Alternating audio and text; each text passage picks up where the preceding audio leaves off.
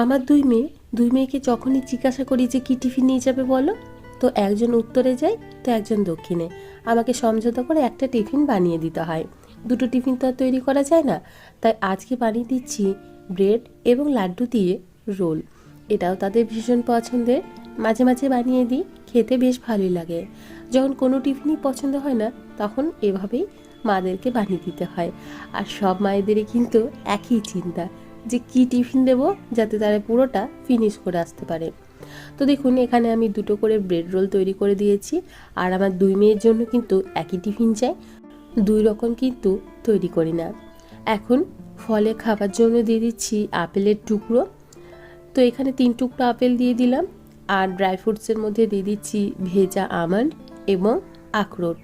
আপনাদের কাছে যদি কোনো ইউনিক টিফিনের আইডিয়া থাকে, অবশ্যই একটা কমেন্ট করে জানাবেন, তাহলে আপনাকে ডেডিকেট করে ভিডিওটাও তৈরি হবে আর আমার মেয়েদেরও আমি টিফিনটা গুছিয়ে দিতে পারবো।